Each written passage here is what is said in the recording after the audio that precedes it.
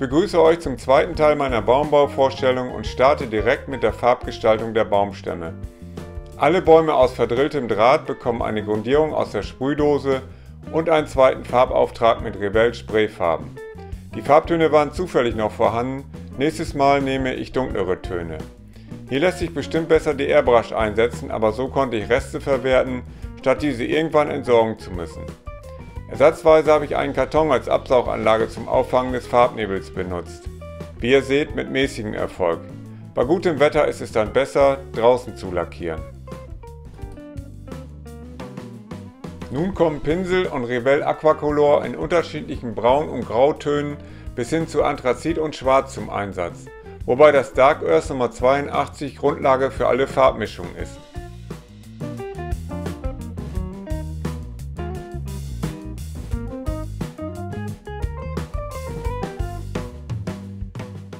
Die Birke mit ihrer fast weißen Rinde sticht besonders hervor. Die schwarzen und grünen Flecken habe ich durch Breschen imitiert.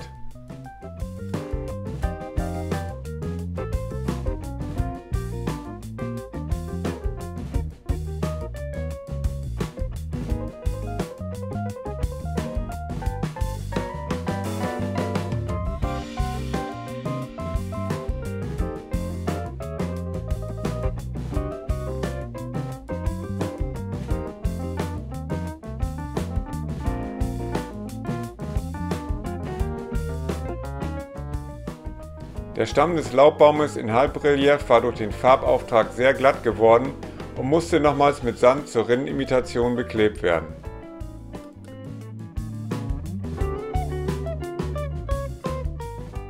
Sollten noch ein paar Äste fehlen, habe ich diese mit einem Drahtstift und Sekundenkleber am Stamm befestigt. Und nun wären wir soweit. Es kann endlich losgehen mit der Begrünung. Hier eine beliebige Materialauswahl ohne Anspruch auf Vollzähligkeit.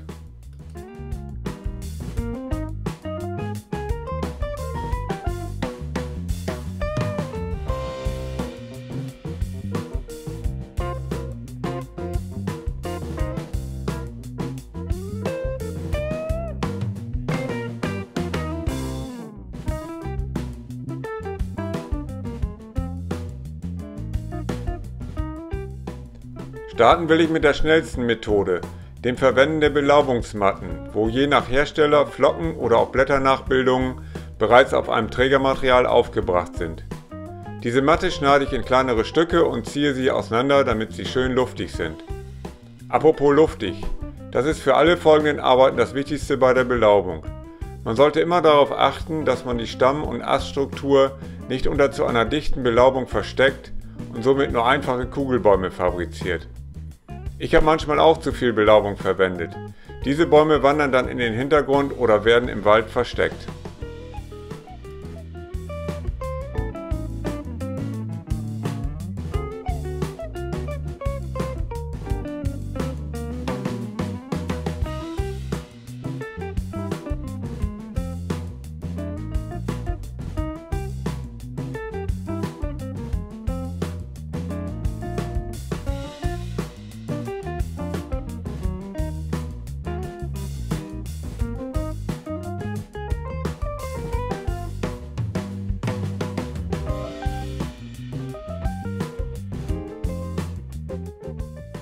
Mit der Schere dünnen wir die Belaubung weiter aus und entfernen heraushängende Fäden des Trägermaterials.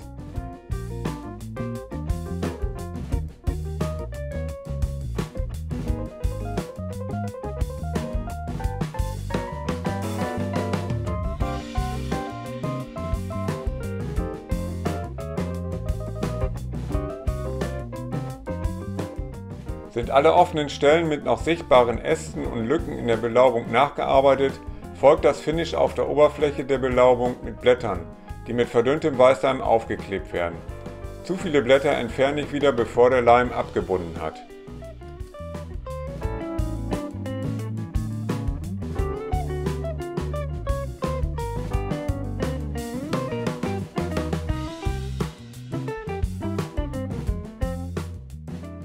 Die Kiefer und einen weiteren Laubbaum habe ich zunächst nur mit dem Trägermaterial für die spätere Belaubung beklebt. Anstatt vom Hersteller Woodland kann man genauso entsprechend eingefärbte Filterwatte verwenden. Auch hier ist es wichtig, dass das Material gut auseinandergezogen und nicht zu dicht aufgeklebt wird. Nach dem Abbinden des Leimes habe ich nochmals kräftig die Watte ausgedünnt.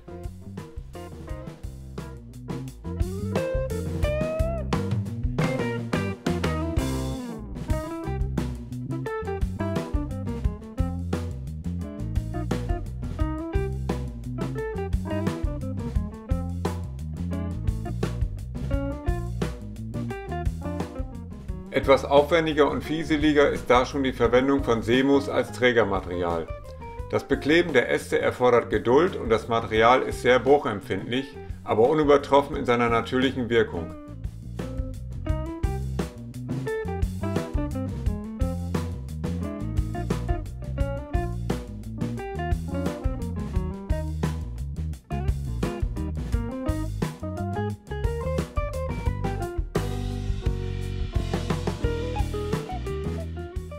Den Fehler, Stamm und Äste erst hinterher anzumalen, werde ich nicht nochmal machen.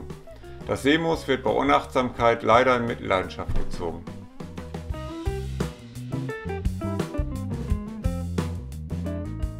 Nach einem Auftrag mit Sprühkleber, möglichst nicht am Stamm, werden die feinen Flocken in der gewünschten Farbe aufgestreut.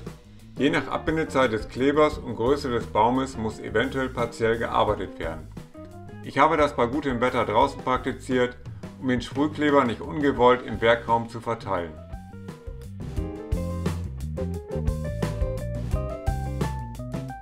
Mit verdünntem Weißleim wird abschließend nachbeflockt, der Stamm von unbeabsichtigt haftenden Flocken befreit und wie schon gezeigt zusätzliche Blätter aufgetragen.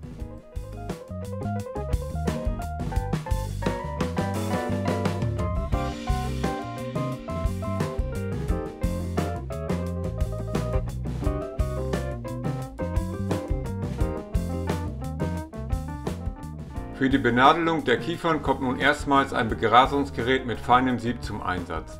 Nach dem Sprühkleberauftrag können die 1 mm Grasfasern eingeschossen werden.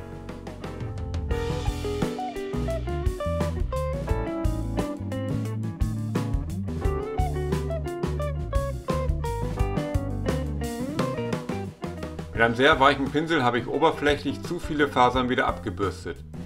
Ich habe es bei der Benadelung belassen. Eventuell würde ein leichter Auftrag von Woodland Fine Turf in einem passenden Farbton dem Baum zu noch mehr Realismus verhelfen.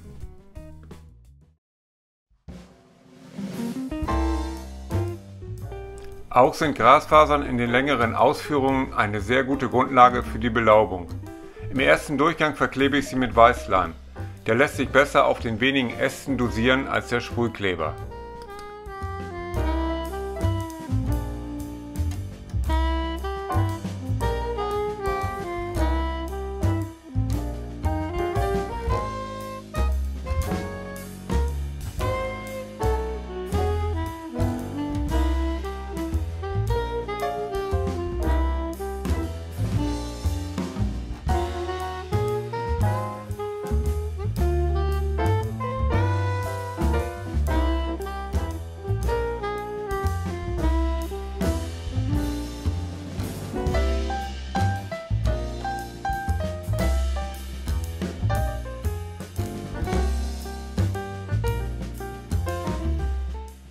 Der zweite Auftrag mit den 6 mm Fasern erfolgt wieder mit dem Sprühkleber. Hier ist Vorsicht geboten. Mein erster Versuch führte im Eifer und ob der Freude über das gute Begrasungsergebnis zu einem zu dichten und buschigen Baum. Auch der hier gezeigte Baum ist in der Dichte schon grenzwertig.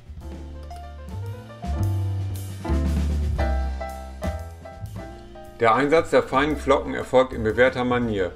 Erwähnen muss ich noch, dass der gezeigte Sprühkleber sich bewährt hat.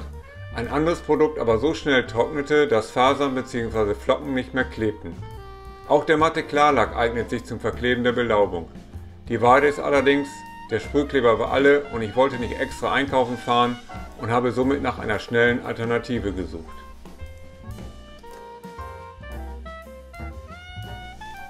Ja, Modellbahnfreunde, ich habe euch nun gezeigt, wie man aus einem einfachen Baumrohling ein ansprechendes Exemplar herstellen kann. Und ihr konntet meine unterschiedlichsten Methoden des Baumbaus für die Modellbahn verfolgen. Damit ihr das Thema noch etwas vertiefen könnt, habe ich euch noch einige interessante Links in die Videobeschreibung gesetzt. Ja, jetzt bleibt noch das versprochene Extra.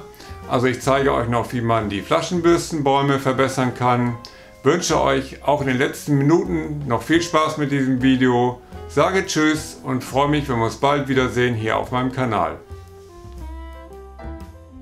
Und hier nun in Stichworten die Verbesserung eigentlich fertiger Tannen. Strukturgebung des Stammes, hier ein ausgedehnter Pinselschaft oder Zweig aus dem Wald mit der Holzraspel. Farbauftrag mit Pinsel und anschließendem Brushen. Heraustrennen von einzelnen Ästen, um dem Baum die Gleichmäßigkeit zu nehmen. Einkleben einzelner Äste in den Stamm. Einfärben der unteren Äste mit verdünnter brauner Farbe. Und abschließend der Auftrag vom Woodland Fine Turf mit verdünntem Weißleim. Aber seht selbst.